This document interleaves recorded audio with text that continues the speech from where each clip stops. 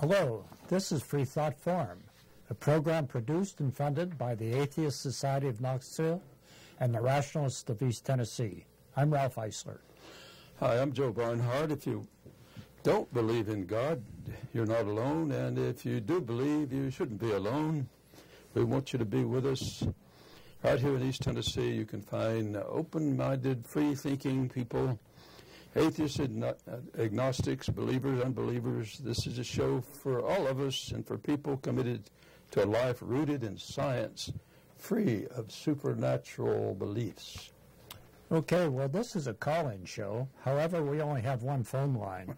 So if you can't get through, we invite you to tweet them to us at FFTVKNOX. While we go over a few announcements, we invite you to start calling in now at the number on the screen. Get a pen and paper, and we'll give you our email address later in the show. Okay, for a fun meeting, meet at Barley's, just downtown. It's the Old City, starting about 5:30 today. Look for the silver desk copy of the book, The God Delusion. It'll be standing upright on the table. And everyone is welcome to be there for a happy time together and just for a good discussion. You can argue as long as we are agreeable and in the sense it can be agree to disagree. Yes, right. Just don't preach or proselytize or throw any punches or whatever. Okay. So the Rationalists of East Tennessee have several monthly meetings. First and third Sunday mornings are usually lectures and lively roundtable discussions. The book club meets on the second Sunday, and the reflection group gets together for a potluck lunch on the fourth Sunday.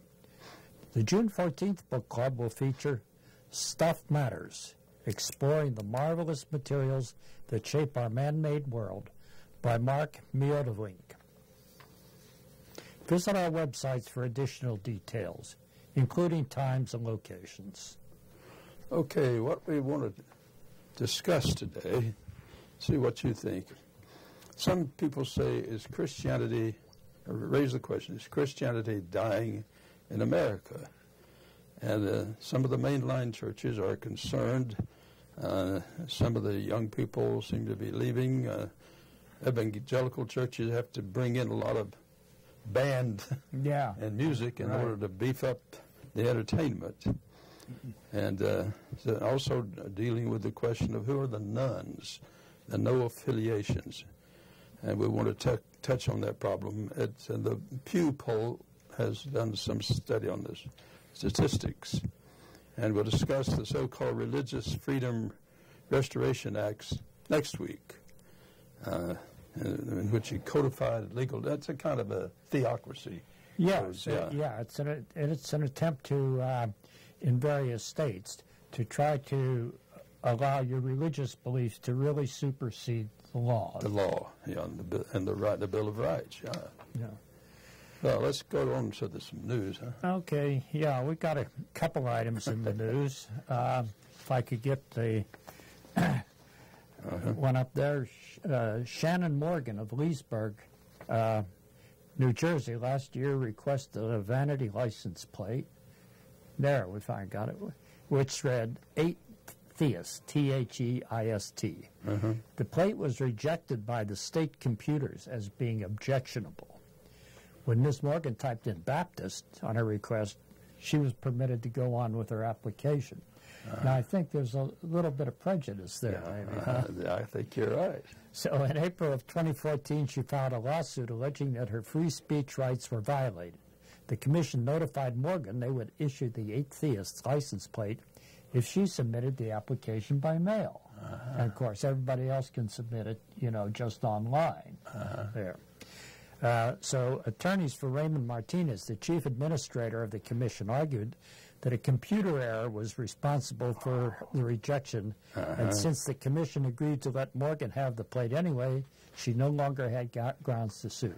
Now, so far as I know, computers do not make up the criteria, for acceptance or non-acceptance. They have to be programmed enough. They have to be programmed by somebody. Okay.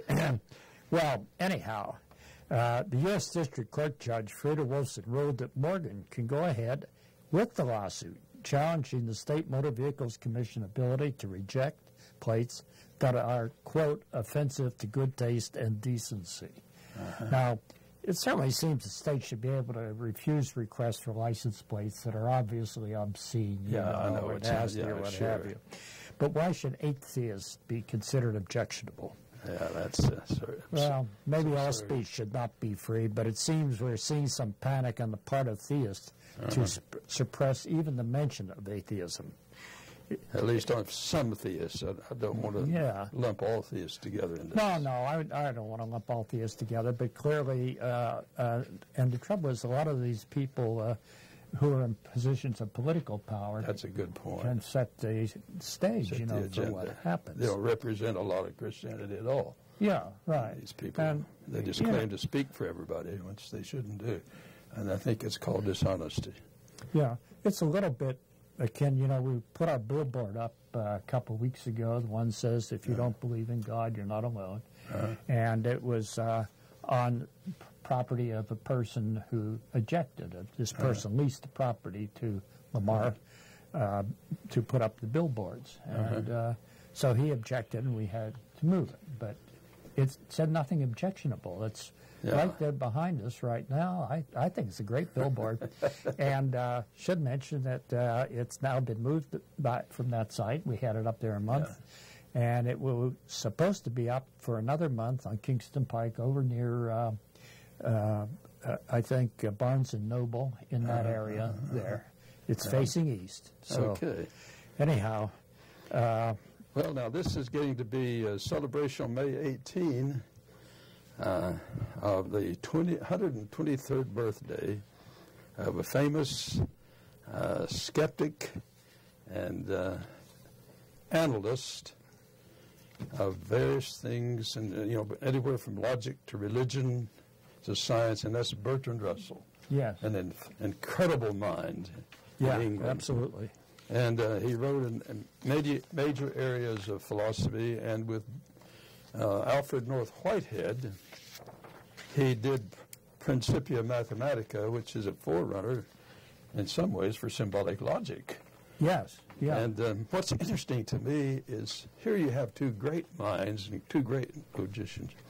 Bertrand Russell wrote a very readable book called Why I'm Not a Christian, a book, by the way, I reviewed on a Christian university campus. And the students didn't mind too much. The president had got his feathers up, but, that's...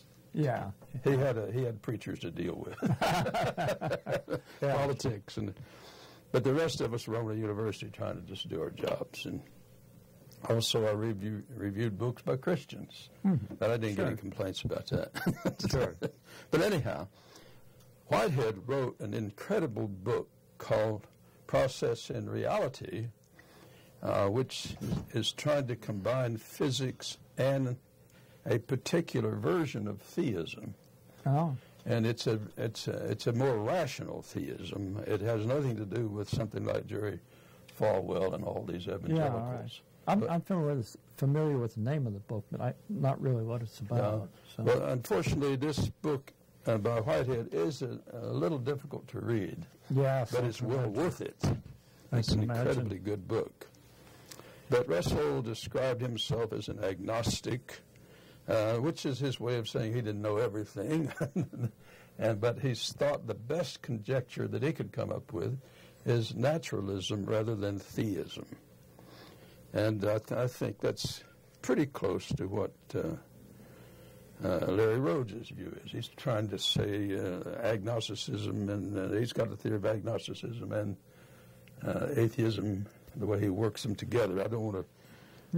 but I think it's trying to say nobody claims to know all the answers, but the best we can come up with is a naturalistic viewpoint. And he didn't claim he couldn't disprove the Christian God. He just simply... as I remember the book, he simply said there are various problems in it, and if you can hold to these problems, good for you, but he couldn't. But that's what philosophy of religion is in a university is the teacher doesn't give his particular view to try to hustle everybody. That's evangelism, and that's not a job of a teacher. But he tries to analyze each position, and that's what Bertrand Russell did. Yeah. Okay, well, then let's move on then to our talking points here. Yeah, religious. We're going to talk about what's going on in people. See, when you live in a free country, you can modify your religion. Mm-hmm. And I want to emphasize modify. Not everybody says, well, I'm going to dump this religion and move into this one. Usually most people very sanely keep some aspects of their past and add in new things. I mean, that's the way most people change. It's by inch, bit by bit. Mm-hmm. You don't just throw the baby out with the bathwater.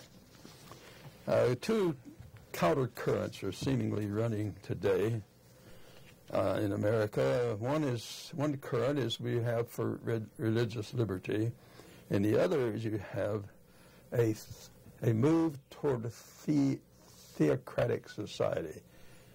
And that's a society, according to this view, is God gave a divine revelation, and it's infallible.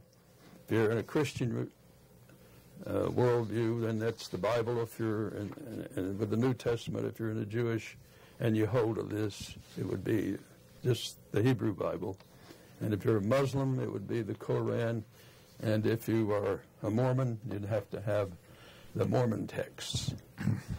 But if they can't all get together, because that's why there's so many different religions. But the main thing about theocratic state is they're supposed to take a divine revelation, supernatural, and then run the government by these supernatural dictates. Yeah.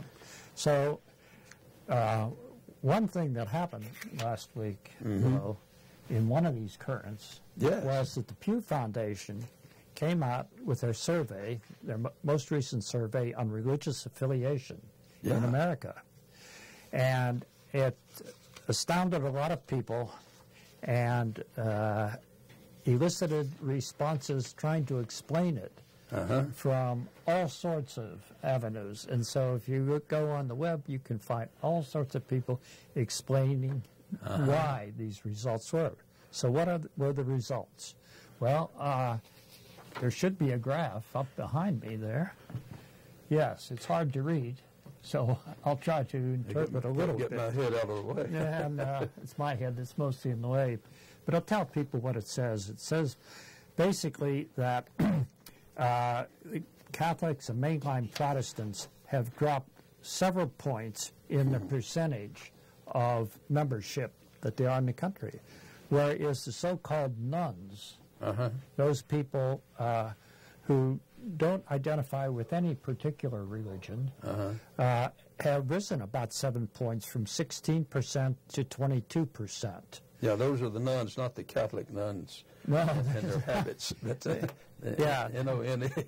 Yeah. Okay. No religion. No bad habits. Anyhow, this was pretty astounding to a lot of people. And I think actually incited some panic among the religious right.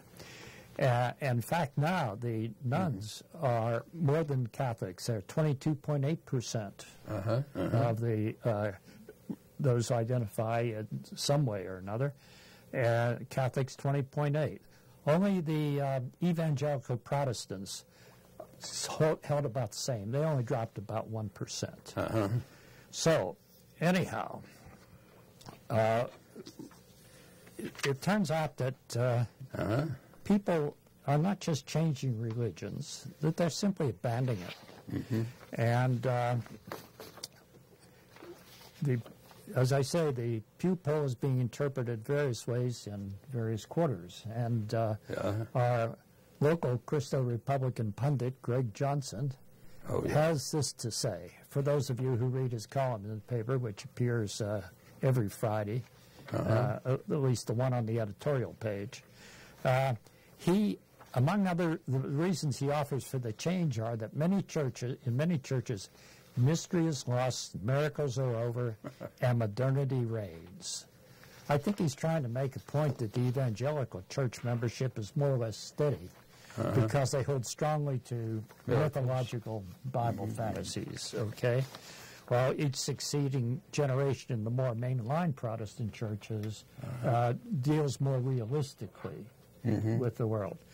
But there's a problem with this explanation, and that is that the Roman Catholic Church membership has dropped just as much as the mainline Protestants membership. And if any church is dedicated to mystery and miracles and not to modernity at all, it's the Roman Catholic Church. So I don't buy Mr. Johnson's explanation very easily. Well,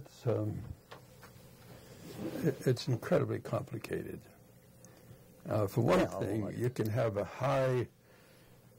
Protestants, for one thing, are a great rainbow of different colors. You have Pentecostals who are riddled with belief in miracles. And then pretty much they're a dime a dozen in that tradition. You got faith healers, and you got speaking in tongues, and you got the third work of grace. That most Christians, well, that's saved, sanctified, and receive the Holy Spirit. I see. And that's when you speak in tongues. I see. I knew a girl named Grace. She was amazing. And sorry. That's all right. That's punishment. Okay, but anyhow, the Baptists don't hold to this view at all. The Presbyterians. Yeah. There are a few Catholics who have tinkered with the notion of speaking in tongues and raising their hands, like they do on television. Yeah. But not many of them do that. If they do, they do to encourage deodorants. Yeah, well, we had Andy Thompson speak to us at our annual public meeting about 4 or 5 years back. He's a psychiatrist, University of Virginia, and he is chief financial officer of the Richard Dawkins Foundation. And he gave us a talk on why people believe, and he points out in these evangelical churches that people raising their hands and looking up to the heavens. So you look at that, it's akin to a little kid, A 1-year-old, a 1.5-year-old is learning to walk. He puts his hands up to his parents because he wants to be loved. He wants to be held, find security. Well, that's part of what a church is about. And I mean, that is to give emotional support and security. And secularists need to understand that, how important that is. All cultures and all people need this kind of thing. Now, the important thing is to get it without the fantasies of miracles, because that's deceiving people and misleading them with false expectations and for disappointments. Yeah, and should make it clear to people watching that we're not against people holding religion or people needing that religion comfort or the community for themselves. What we mainly object to as atheists is those people trying to impose their wills or their beliefs. Yeah, their particular version of it. Their particular version. Yeah. Most of us meet together because we want support. Right. And nobody wants to be in I mean, you call it solitary confinement is punishment. Yeah. Well, I really don't buy Johnson's analysis, though. It's not. It's very too much complicated. It seems to be much too simplistic. And when I was a young man, divorce was considered to be the same as adultery. Yeah. In fact, I knew a minister who had obtained a divorce, and he was very worried. And he was a Baptist minister about getting a job. And he was now happily married, second marriage. But in that tradition, and many Christians at that time regarded divorce as a form of adultery because you slept with one woman for several years and had babies, and then here you are with another one. But in time, this somehow has... Now, the reason I think this changed is this is a marketing thing, partly. If you're going to keep your church going and you're going to exclude all the divorced people, your minister is going to be looking at a very small congregation. Yes, that's true. It used to be that divorce was absolutely forbidden by Roman Catholics. I think maybe it still is by the church, but people get around it. Well, of course they have one to. way or another on it.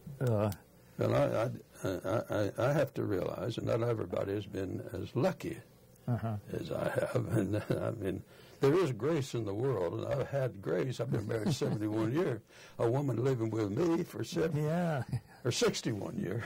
That's got to be grace. But it's human grace. I find it hard to believe. But anyhow, what you bring up is another point, another excuse that's been made for this change in the religious demographics, and especially the change in the younger group, the so-called millennials, 18 to 30, 34, something like that. And it's been attributed by somebody who does counseling for Roman Catholics who are getting divorced or about to, what have you. And he says people in this situation do not bring their children to church. Oftentimes, if family splits, and children live with one parent or another, then it's less likely that they will attend church or be brought up in a church situation like that. And that works in some ways against them because if I'm looking at it from a sociologist. Yeah. I'm not looking at it from a theological point of view, but from a sociological point of view. Children need a community where there are other adults that are reinforcing and caring and teaching them good moral standards. And then so if the parents don't take them to church because they feel they'll be shamed, then that's it's just, I think that, a single parent with children, they have to do so much, that the work gets divided up if you have so-called nuclear family. Right. And it gets divided up, so those children aren't raised so much in church. But this brings up another point, and that is, if these kids don't go to church, they don't get indoctrinated at an early age. And so they are much less likely then to fall into this situation of church going later in life. I think you pretty much have to tell little kids these stories early on, these Bible stories, etc., and bring them up in this community where they're essentially brainwashed. Okay. Well, we all indoctrinate our children. Now, I don't want to get into the habit of thinking if you indoctrinate your kids different from mine, yours is brainwashing. You know what I'm saying? Sure. So I believe in indoctrination, and I'm going to make myself clear on this. Okay, you better. Because, well, for example, I think Einstein was probably indoctrinated in the multiplication tables and Newton and on. In other words, all I'm saying is indoctrination is you rigorously teach people the guidelines and the content. And objectivity is not a neutral mind because there isn't any such thing. Objectivity would be what I would call multiple indoctrination. And that's what a university does. And a good school. Yes, but it's a little late in life by the time you get to the university. That's a really good point, and I think it should be done much earlier. And it is, I'll have to say for I know many school teachers at the lower level who work much harder than I did as a college teacher in terms of teaching. Yeah. The teaching part in the university is easy compared to Yeah.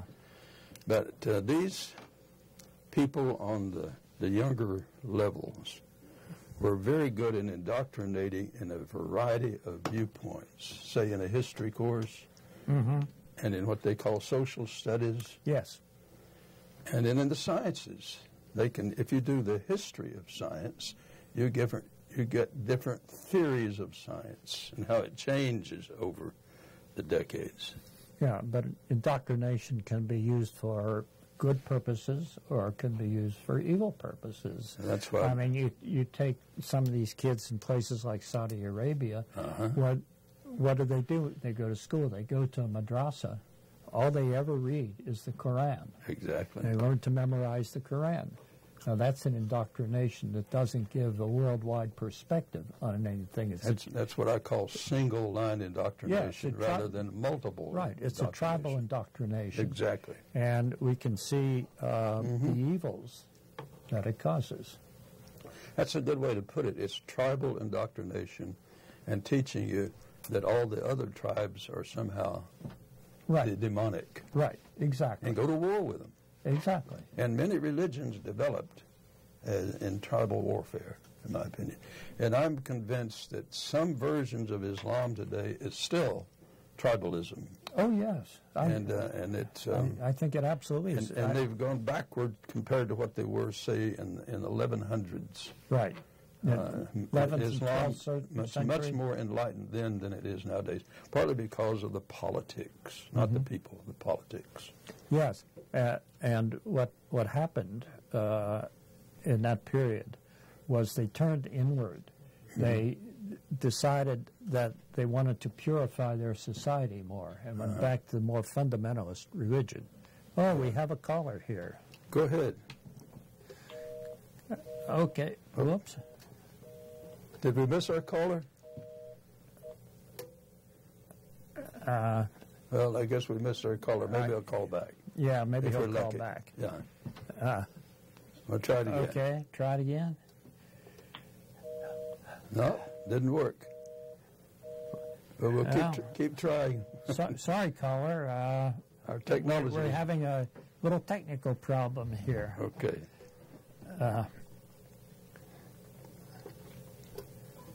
Well, I see what you think about this. I'm convinced that most people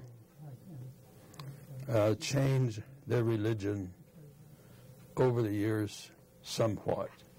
Okay, let's try that again. Let's try our caller again here, folks. Hello, caller. You're on Freethought Forum. Go. Can you give us a name or a nickname? Sure enough. This is Faithless Forrest. I was watching the show and listening, and I was intrigued about how Joe was saying that he advocated is multi-line indoctrination. Multi-line, the phrase you used, Joe? Yeah, multiple indoctrination, yeah. Multiple indoctrination. In other words, teaching people multiple worldviews. Right.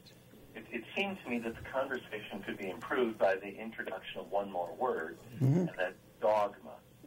That indoctrination as dogma is bad, but to use Joe's words, indoctrination or multiple indoctrination so that you can compare and contrast, that would be very good. So let me ask you, caller, does that mean that we should teach creationism as well as evolutionary biology in the schools? There would be a place for it, but not in the science classes. There would be a place to talk about it and its failings, just as we talk about the failed ideas of a geocentric view of the solar system, perhaps. The fact that the geocentric worldview is, few people try to sustain that anymore. But, fortunately for some students, some of them are subjected to the biological equivalent of the geocentric worldview when they get teachers who say that, evolution is merely a theory. Well, goodness, people used to dismiss Copernicanism as merely a theory. That there is, one of them is going to be more right than the other. And when you observe the universe around you in nature, you can figure out which one is more correct. And the prediction of creationism, when tested, are found, odds with the universe around it. Well, so if that's true and you have a kid in school, which one does he reject? Because, you know, his social life may revolve around church, and they will teach him that creationism is right. Well, I'm not a science teacher, but I think if I had been teaching science, I'd bring it up in the context of geocentric worldview to show how it can be proven wrong. Yeah. In other words, face it head on and defeat it. Yeah, I think the problem there is then that teacher's going to get his or her head handed to him by the principal after the parents call in and rail against him. So anyhow, I think you make good points. I was just trying to be a little bit of a gadfly there about that because... Well, what if you had a philosophy course, say in high school and middle school, and you talked about philosophy of religion, and then you could have a discussion and a comparison of creationism and various versions of creations and the evolution of the theory of evolution. Yeah. Well, you know, I have read Michael Behe's book, Darwin's Black Box, and it technically is science in that he makes predictions that are testable. Now, it turns out wrong or bad for him that the tests show that it fails. Mm-hmm. And I think it's real important to grasp that and use the sharpest tools of science and cut that wrong idea to pieces. Yeah. He predicts that you won't find fossil intermediaries of swimming organisms because to make a swimming organism, you've got to have a paddle and a motor, and that until they exist together, they have no purpose. But the fossil record of whales shows exactly how that can happen. Yeah, well, he makes an argument that is easily overturnable. He thinks he's winning because he's doing it on flagella, which are too small to leave fossils that we're going to see readily. But his argument, he explicitly states in his argument that it doesn't depend on the size either. Yeah. His argument is so easy to overturn. Yeah, and he didn't do a particularly good job on certain things. Or some of the things he mentioned as being irreducibly complex had already been written about in the literature. For instance, an evolutionary pathway to blood clotting. A fellow named Russell Doolittle had done that, and Bayard just didn't do his homework very well on that. Yeah, okay. So he was a shoddy scientist in many ways. Yeah. And that's why it is appropriate to talk about in the science classes. Yeah. What is science? Okay. Well, Joe, I would like to ask Joe to define for our viewers what is dogma, Joe? And, you know, we hear the word, and you know, I use it as a disparagement, but define dogma for the viewers and discuss what the problems of that would be. I'll clear the line and hope someone will call it. Okay, that's good. Dogma is, if you just take a view, not a pejorative view, or not a hip hurrah view of dogma, it just means doctrine. And doctrine is simply another word for a set of beliefs usually embraced by a particular group, which they regard as pretty basic. And it seems to me that all cultures have doctrines. What I'm trying to say is real education ought to be multiple indoctrination. In other words, study the doctrines carefully and honestly. Otherwise, it's just propaganda. And then have internal criticism, one kind, for looking for consistencies and inconsistencies. Secondly, then have comparative analysis among various doctrines dealing with the same issue. And I think that's enough for students. Let them do their own thinking. I don't think the school should be turned into an evangelism program. I think people think better when they can see the issues themselves and put it together themselves. Okay, well, it's about time for our mid-program break here. So, in case you're just tuning in with us, This is Freethought Forum, a program by the Atheist Society of Knoxville and the Rationalists of East Tennessee.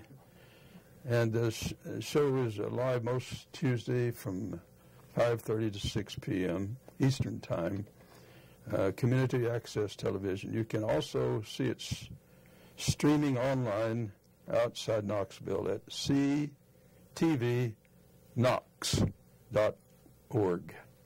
Okay, well, this is a call-in show, and we're live today, May 19th, and viewers can call in to the number on the screen or tweet them to us at FFTVKNOX.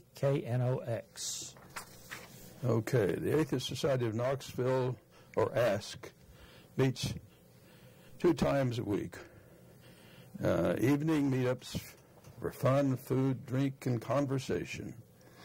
The purpose is to supply a venue for community, camaraderie, outreach to atheists, agnostics, freethinkers, skeptics, like-minded people here in good old East Tennessee. Okay, so we're going to run a little promotional here for our supporters, and we'll be back with you in a minute.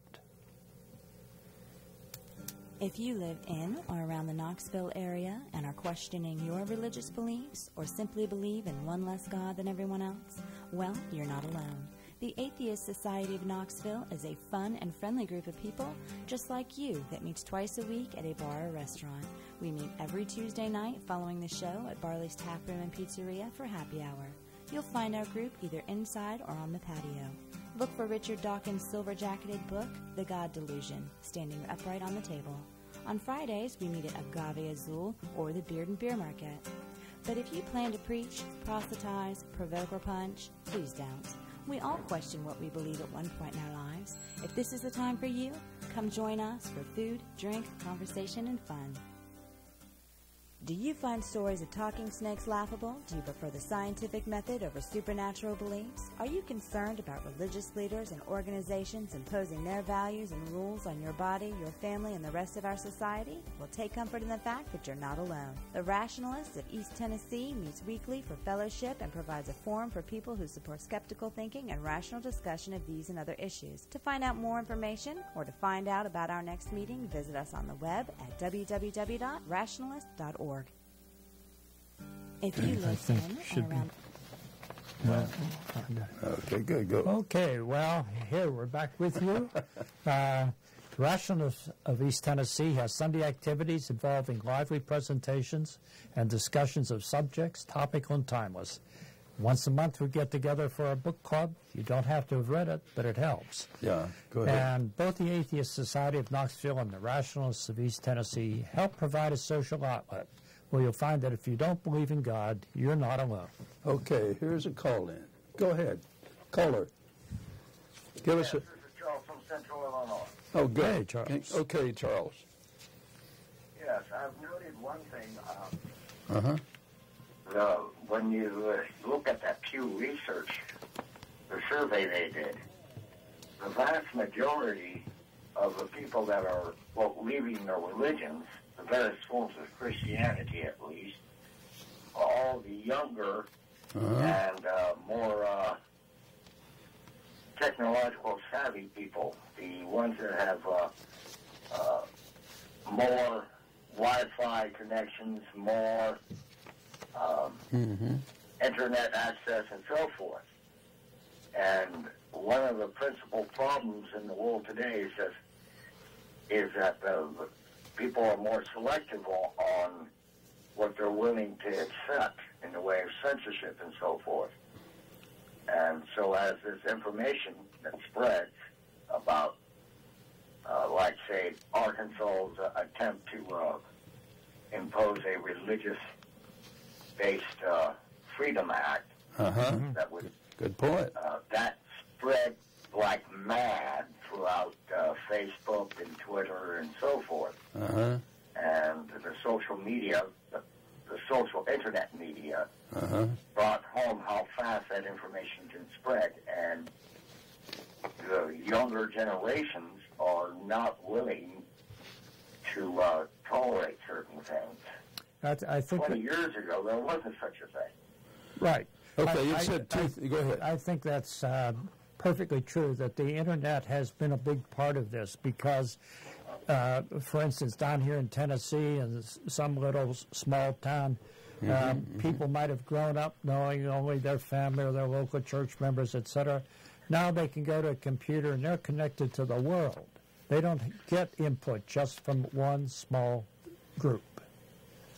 Yeah, there's virtually no way to edit out things that aren't in the best interest of the social structure, the control group that they live in. Right, right. Good point. So I agree with you absolutely. I think that the Internet and information has been a big help there, and even I think in Islam it has made an impact, although a very small one, because of course you can get beheaded if you don't agree with the powers there. But we see a very small but growing atheist movement within Islam simply because they are connected to the outside too. And so you make a very good point, Charles. And I noted that it also seems to reflect with the growing strident view of the fundamentalists that are trying to dictate to people how they're going to live their lives. And apparently a lot of people are no longer going to put up to that. Yes. You know what? I've noticed a shift, by the way, in fundamentalism in my lifetime. I can remember in, say, when I was 18 or 19, reading fundamentalist preachers opposing birth control. Yeah. You probably won't get very many fundamentalist preachers from the pulpit denouncing birth control. That's just simply past. Well, I think it's coming back a little bit. They're trying to do it through politicians. Yes. Because they cannot convince their people. Yeah. And the Catholic bishops cannot convince their people. That's right. So these are preachers, clergy of the right wing, trying to use politicians to do what they can't do in the pulpits. Yeah, I noted that there's a number of Catholic internet shows that are expounding upon the standard doctrines, and they're not getting anywhere. Well, how hard they try, they apparently can't convince their congregations to follow their lead. Yeah, that's why Joe says that they're trying to do it through political means, but which I find quite reprehensible. I think it's thought control. What it basically means is they know that if they enter into an open discussion with these issues, they are not going to be able to hold to their doctrines the way they used to, because open inquiry will expose some of the flaws. That's how we all change our minds.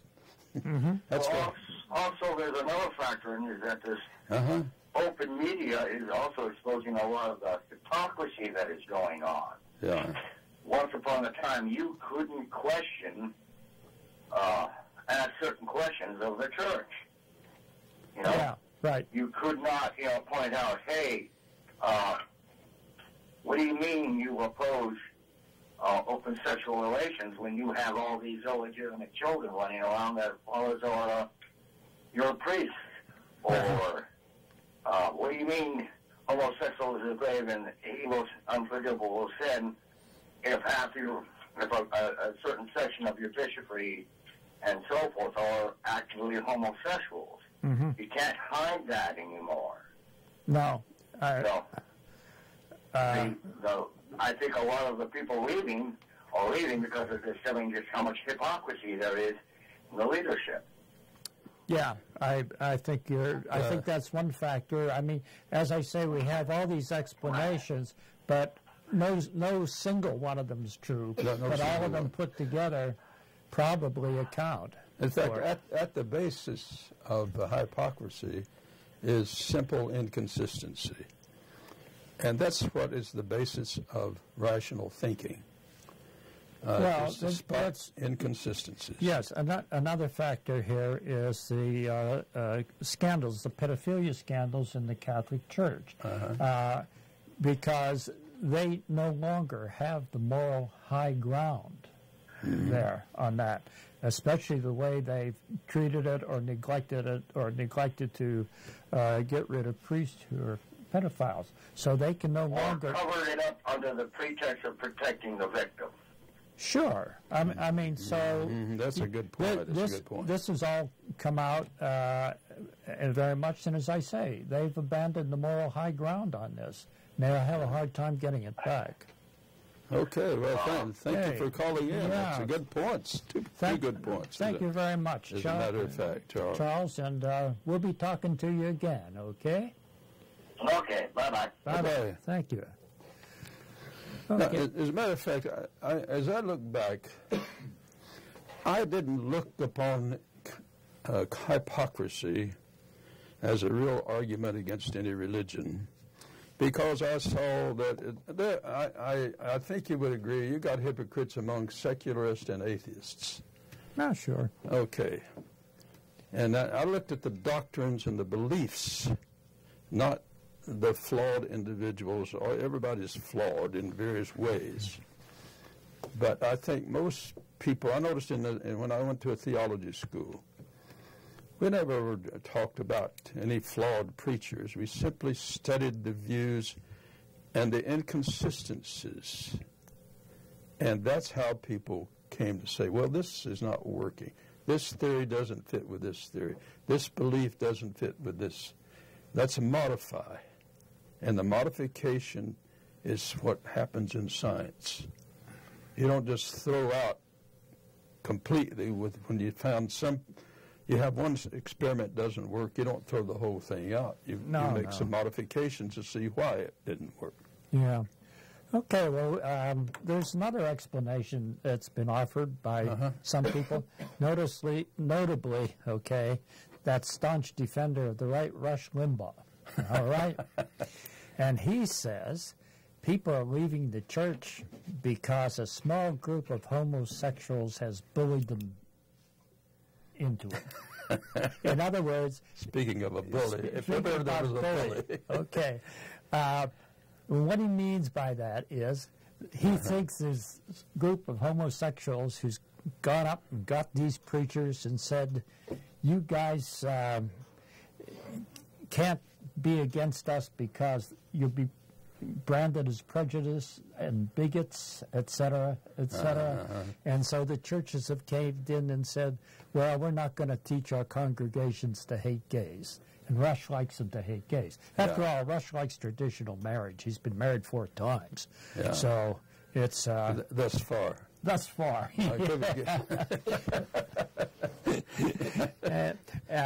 But that's pretty much nonsense. No group of LGBT people is going to browbeat churches. I think what's happening in the churches who have given up denouncing same-sex marriages, they are beginning to ask the question, what basically is marriage anyhow? Is marriage basically reproduction of children? Is that what marriage is about? Now, in the past, that's what many guys thought. Yeah. Oh, that's what the Roman Church certainly thought. And it's filled in the Old Testament with that. Filled with it. Yeah. Sperm cell. We talked about this on this program before. But sperm are almost made the sacred intimate. Yes, it's like Monty Python, right? Every sperm is sacred. Now, what I'm suggesting is that we have actually improved our development of what marriage is. If you read some of the old Westerns, in the 19th century, women were pretty much servants. Oh, yeah, sure. And in those days, if a woman didn't have at least 8 to 10 kids, something was considered wrong with her. My grandmother had 10 kids and adopted another. Oh, wow. Well, it was an agrarian society, and you needed a lot of offspring in those cases, you know, to help run the farm, etc., take care of you when you were old. Sure. Now, getting back to this business about the LGBT community, I read one thing on the internet which indicated that about a third of the younger people who have left some of these traditional churches have left it because of the hatred that's poured out by some of these That's preachers. what it is, hatred, yeah. Against people who are not like them. Okay? So, and if marriage is basically a close bonding and sharing and loving and caring, and it's your primary concern, then there is no reason why people of two sexes cannot be, in that sense, married. It's a commitment of devotion and caring and loving. And I think a lot of people are getting turned off by what I will call the fundamentalist position on this. And a lot of it is seen in the younger group, the millennials, as I say, but this is happening actually in all age groups when you look at who is leaving the church. It's all age groups, it's all parts of the country, it's even in the South that these things happen. I'd like to talk about just one other thing, which I think has influenced people to leave churches, and it's been I guess what I will call the prominence of atheism as it's come out in the last few years, particularly with the so-called Four Horsemen and their book publication. People who never even knew atheism existed were made aware of it, and people who may have disbelieved that there were any gods and who wouldn't come out and say it have seen that, you know, there are people out there saying this that think the same way I do. I'm not just thinking this alone, you know. And so they've been encouraged to not necessarily hold back. But there's a lot of blowback.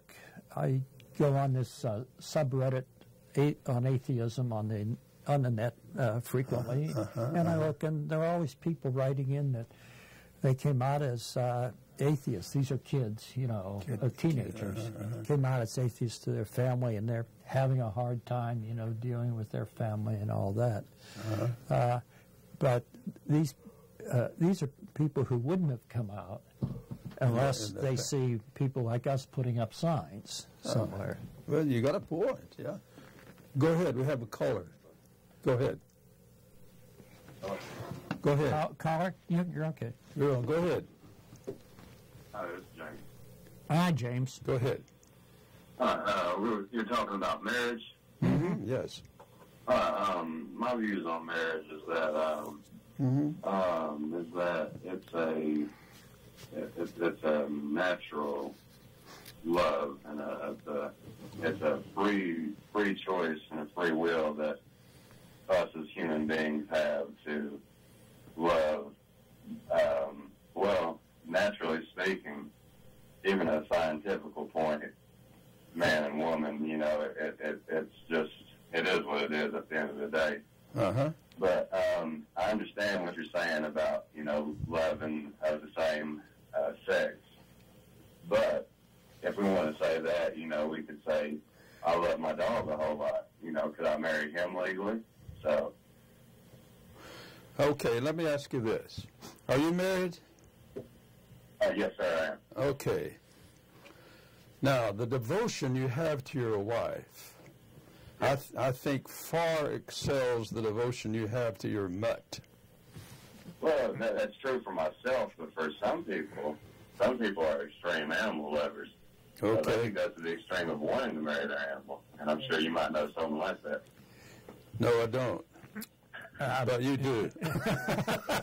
I mean, maybe not to that extreme, not personally, but I'd say that some people are a little bit out there, if you want to say that. So you know, you could always put it out there at least. Okay, let me ask you, are you disagreeing with what I just said earlier?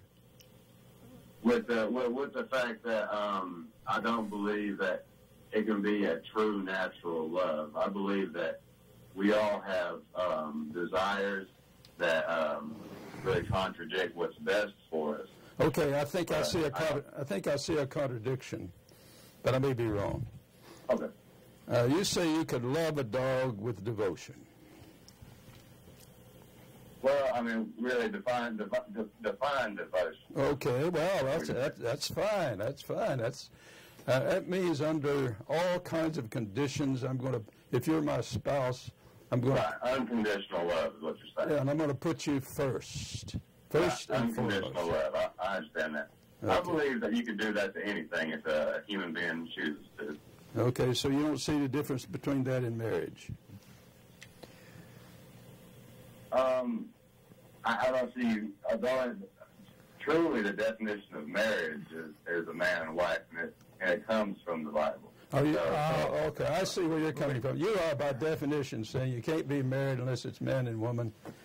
True. That's what I believe. I believe that anyone has the right to be a couple, and I believe anyone has the right to be recognized by the state and government as a couple. But to call it marriage, that's the only problem. Okay, now why should we make your religion the view of the state?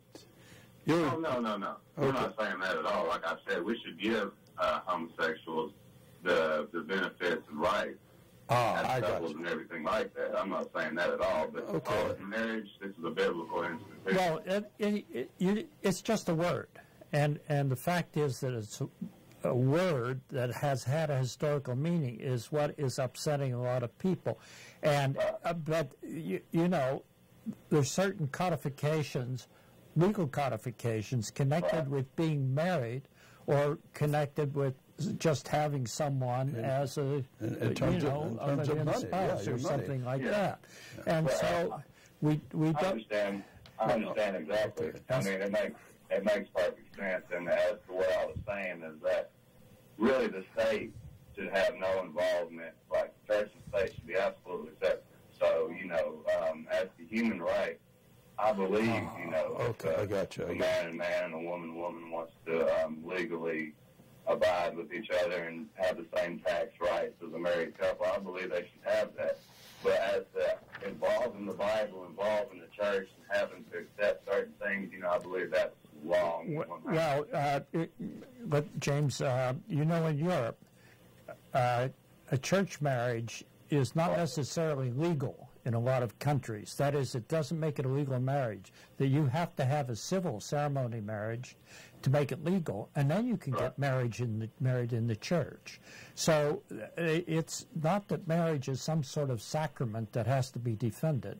And I think this is an interesting conversation, but we've only got a minute left, and we're going to have to leave. So I wish we happy to have you call back sometime. Thanks very much. Call us back again. You got some good insight. Appreciate it. Okay, well, we only have about a minute to go, so it's time to start wrapping things up. So get out your pen and paper.